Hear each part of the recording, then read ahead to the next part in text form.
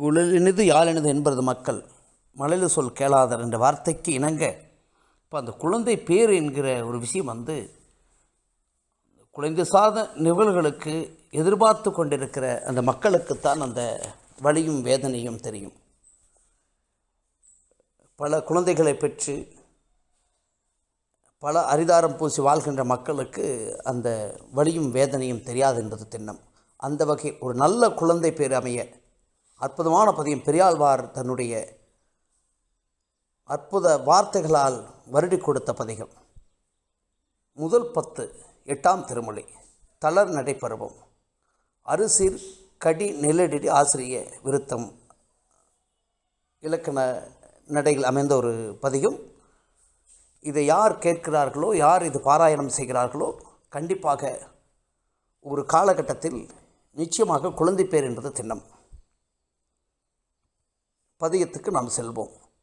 தொடர் சங்கிலைக்கு சலார் பிலார் என்ன தூங்கு பொன் மணியொலிப்ப படுமும் மதப்புணல் சோரண வாரணம் பையன் என்று ஊர்வது போல் உடன்கூடி கிண்கிணி ஆர்வரிப்ப உடைமணி பரைகரங்க தடன் தாளினை கொண்டு சாரங்கபாணி தளர் நடை நடவானோ. பூமியில் திருவடிகள் நன்கு பதியாமல் தட்டு தடுமாறி நடப்பதே ஒரு தளர் நடை. இது குழந்தையோட நடை என்று நாம் சொல்லுவோம். கண்ணபிரான் அப்படி நடக்கும் பொழுது யானை மெல்ல நடந்து வருவது போல் இருக்கும் என்று நாணக்கண்ணால் பார்த்த பெரியாழ்வார் பாசுரம் பாடுகின்றார். யானை மதம் கொண்டு கட்டுத்தறியை முறித்துவிட்டு காலிலிட்டு இரும்பு சங்கிலை இழுத்து கொண்டு நடக்கும் பொழுது சலார் பிலார் என்ன ஒலி கேட்கும். அதுபோல் கண்ணன் தலநடை நடக்கையில் கால் சதங்கைகளும் இடுப்பு சதங்கைகளும் ஒலிக்கும். சார்கம் என்ற வில்லை கையிலேந்திய பிள்ளை நடக்கிற முயற்சியில் வியர்வை பெருகும். இப்படித்தான் நடந்திருப்பான் என்று சொல்லுகிறார் பற்றபிரான். செக்கருகை நுனிக்கொம்பில் தோன்றும் சிறுபிறை முளை போல நக்கச் செந்துவர் வாய்த்திண்ணை மீதே நலர்வெண்பல் முளையிலக அக்குபடம் உடுத்து ஆமைத்தாளி பூண்ட அனந்த சேனன் தக்க மாமணிவண்ணன் வாசுதேவன் தலநடை நடவானோ. செவ்வானத்தில் தோன்றும் 3ஆம் பிறையின் நுனியை போன்ற சிரித்த வாயில் வெள்ளை பொருட்கள் பிரகாசிக்கின்ற ஒரு அழகு. சங்கு மணிவடத்தை இடையில் தரித்து ஆமை வடிவில் செய்யப்பட்ட தாலியை கழித்து அழிந்த அனந்த சேனன் நீலமணி போன்ற நிறமுடைய வாசுதேவன் தளர் நடை நடக்க வேண்டும். இப்படித்தான் நடந்திருப்பான் பெருமாள் என்று பெரியாழ்வார் கூறுகின்றார். மின்னுக்கொடியும் ஓர்வெண் திங்களும் சூர் பரிவேடமுமாய் பின்னல் துணுங்கும் அரசிலையும் பீதக சிற்றாடையோடும் மின்னிற் பொழிந்ததோர் கார்மிகள் போல கழுத்திலில் காரையோடும் தன்னிற் பொழிந்த இருடிகேசன் தளர்நடை நடவானோ.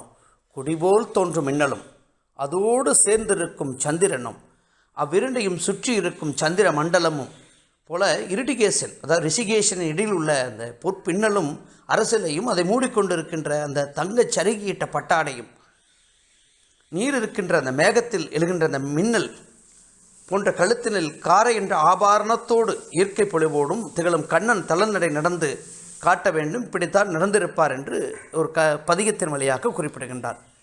கண்ணர் குடம் திறந்தால் ஒத்தூரி கணகண சிரித்து வந்து முன்வந்து நின்று முத்தம் தரும் என் முகில் வண்ணன் திருமார்வன் தன்னை பெற்றோர்க்கு தன்வாய் அமுதம் தந்தன்னை தளிர்ப்பிக்கின்றான் தன்னென்று மாற்றலர் தலைகள் மீதே தலநடை நடவானோ. கரும்புச்சாறு இந்த குடம் ஓட்டையானால் அந்த பொத்தல் வழியே வழிகின்ற சாறு போல முகில் வண்ணன் வாயிலிருந்து அமுத நீர் வழிகின்றது. அவன் சிரிப்பு மணி யோசை, அவனுடைய சிரிப்பு மணியோசை போல இருக்கின்றதாம். இவன் என் வாயில் முத்தமிட்டு என்னை மெய்மறக்கச் செய்கின்றான். மகாலட்சுமியை மார்பில் தரித்தவன் தனது பகைவர்களை வென்று அவர்களின் தலைகள் மேல் அடி வைத்து தலநடை நடக்க பயில வேண்டும் என்று கூறுகின்றார். முன்னல்லோர் வெள்ளி பெருமலை குட்டன் முடுமுடு விரைந்தோட பிள்ளை தொடர்ந்ததோர் கருமலை குட்டன் பெயர்ந்தடிவது போல பன்னியுலகம் பரவியோ வாய்ப்புகள் பலதேவன் என்னும் தன் நம்பியோட பின்கூட செல்வான் தலநடை நடவானோ. உலகம் வழிபடுகின்ற புகழ் நிறைவடையாத வெண்மை நிறமுள்ள தன்னுடைய தமையன் பலராமன் வெண்மலை குட்டை போல் மடவன் என்று முன்னால் வேகமாக ஓட கருமலை குட்டி போன்ற கிருஷ்ணன் பின்னே தளநடையோடு துரத்த அந்த நடையழகை யசோதையோடு சேர்ந்து பெரியாழ்வாரும் மானசீகமாக கண்டு ரசிக்கின்றனர். இந்த பதிகத்தின் வழியாக ஒரு காலில் சங்கு ஒரு காலில் சக்கரம் உள்ளடி பொறித்தமைந்த இருகாலும் கொண்டு அங்கு எழுதினாற்போல் இலச்சினை படநடந்து பெருகார் என்ற இன்ப வெள்ளத்தின் மேல் பின்னையும் பெய்து பெய்து தருகார்கடல் வண்ணன் காமர் தாதை தலநடை நடவானோ. ஒரு காலில் சங்கு ரேகை, மற்றொரு காலில் சக்கர ரேகை அமைந்த இந்த கடல்வண்ணன் திருவடிகள் வைத்த இடங்களில் இந்த இரு ரேகைகளும் மாறி மாறிப்பதையே மன்மதனுடைய அம்சமாக இருக்கின்ற பிருத்தியையும் பெற்ற இவன் வடிவழகி கண்டு பொங்கும் மகிழ்ச்சியும் மேல் தலநடை நடந்து ஆனந்தப்படுத்த வேண்டும் என்று பெரியாழ்வார் கூறுகிறார். 7ஆம் பதிகம். படர்பங்கைய மலர்வாய் நெகிழ பணிபடு சிறுதுளி போல் இடங்கொண்ட செவ்வாய் யூறி யூறி இற்றிற்றி விழ நின்று கடுஞ்சே கழுத்தின் மணிக்குரல் போல் உடைமணி கணகணன தடன் தாளினை கொண்டு சாரங்கபாணி தலநடை நடவானோ. மலர்ந்திருக்கின்ற தாமரை மலரிலிருந்து தேன் சிறிது சிறிதாக துளியாக பெருகி வழிகின்ற போல தனது வாயிலிருந்து இடைவிடாமல் நீர் வழியவும் காளைகள் நடந்து செல்லும்போது அதன் கழுத்து மணி கணகணவென்று ஒலிப்பது போல இடையில் உள்ள மணிச்சதங்கை சப்தமிட சாரங்கபாணி தலநடை நடந்து பழக வேண்டும் என்று கூறுகிறார். பக்கம் கருஞ்சிறு பாறை மீதே அருவிகள் பகர்ந்தனைய அக்குவடம் இழுந்தேரிதாள அடியல்குள் புலை பெயர மக்கள் உலகினிற் பெய்தறியா மணிக்குளவி உருவின் தக்க மாமணிவண்ணன் வாசுதேவன் தலநடை நடவானோ. கரிய மலையில் வெண்மையான அருவி நீர் மேடு பள்ளங்களான இடங்களில் பிரகாசிப்பதைப் போல மலையிலிருந்து விழக்கூடிய அந்த நீரானது நம்ம தூரத்திலிருந்து பார்த்தோம்னு சொன்னால் வெள்ளி ஒரு வெண்மையாக இருக்கும். அதுபோல் வாசுதேவனுடைய இடுப்பில் இருக்கிற அந்த வெண்ணிற சங்கமணி அக்குவடம் சொல்லக்கூடிய அருணாக்குடி முன்பின்னாக ஏறி இறங்கி பிரகாசிக்கும் பொழுது அல்குல் தொடைக்கும் இடுக்குக்கும் தொடையோட இடுக்குக்கும் இடுப்போட பகுதிக்கும் இடையில் அந்த இடம் பக்கங்களில் அசைய மக்கள் இதுவரை உலகத்தில் பெற்றிய குழந்தையாக இந்த கண்ணன் வந்து நடையிட்டு இருக்கிறார் என்று பெரியாழ்வார் குறிப்பிடுகின்றார்.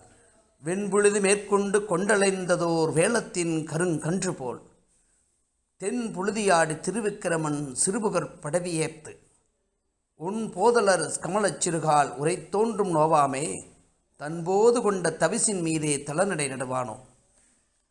வெண்மையாக இருக்கக்கூடிய புழுதியை மேலே போட்டுக்கொண்டு அலையும் ஒரு யானைக்குட்டி தெளிவான புழுதியில் மூவடிகளால் உலகை அளந்தவன் விளையாடுகின்றான். இதனால் வீர்வை பெருக அதுவும் ஒரு அழகாக இருக்கின்றது. இக்கண்ணன் தனது குஞ்சு பாதங்களால் தாமரை பூக்களால் அமைக்கப்பட்ட மெத்தையின் மேல் சிறிதும் கால் நோகாதபடி தலநடை பயில வேண்டும் என்று பெரியாழ்வார் கூறுகிறார். திரைநீர் சந்திர மண்டலம் போல் செங்கன்மால் கேசவந்தன் திருநீர் முகத்து துலங்கி சுற்றி திகழ்ந்தெங்கும் உடை பெயர பெருநீர் திரையலு கங்கையிலும் பெரியதோர் தீர்த்தபலம் தருநீர் சிறுசன்னம் துல்லம் சோர தலநடை நடுவானோ. கடல் நடுவில் இருக்க தோன்றக்கூடிய சந்திரனின் பிரதிபிம்பம் போல ஒரு சிவந்த கண்களுடைய கேசவனின் நெற்றி சுட்டி ஆட பெருகி வரும் கங்கையில் நீராடுவதைப் போல பெரிய புண்ணியம் கண்ணனின் வாயிலிருந்து ஒழுகும் அந்த நீர் நம்மீள் படுவது வாய் சொட்டு சுற்ற தலநடை பயின்று என்னை பெருமிதமடைய செய்ய வேண்டும் என்று பெரியாழ்வார் வந்து இந்த பதிகத்தின் வழியாக குறிப்பிடுகின்றார். நிறைவு பதிகம் 11வது பதிகம். ஆயர் குலத்தில் வந்து தோன்றிய அஞ்சனம் மணிவண்ணன் தன்னை தாயார் மகிழ ஒன்னார் தலநடை நடந்தனதனை வேயர்புகழ் விட்டு சித்தன் சீரால் விரித்தன உரைக்க வல்லார் மாயன் மணிவண்ணன் தாழ்பணியும் மக்களை பெறுவார்களே. ஆயர் குலத்தினில் வந்து தோன்றிய அஞ்சன மணிவண்ணன் தன்னை தாயர் மகிழ ஒன்னார் தளர்நடை நடந்ததனை வேயர் புகழ் விட்டு சித்தன் சீரால் விரித்தன உரைக்க வல்லார் மாயன் மணிவண்ணன் தாழ்பணியும் மக்களை பெறுவார்களே. யாதவ குலத்தில் வளர்ந்த கண்ணன் தாய்க்குலம் ஆனந்திக்க பகைவர்கள் சோர்வடைய நடை நடந்தது பற்றி வேயர்குடியில் பிறந்த பெரியாழ்வார் சிறப்பாக ஒரு விளக்கமாக விஸ்தாரமாக சொன்ன பாசுரங்களை படிப்பவர்கள் மற்றும் கேட்பவர்கள் திருமாலிடம் பக்தியும் நற்குணமும் கொண்ட பிள்ளைகளை பெறுவார்கள் என்பது திண்ணம்.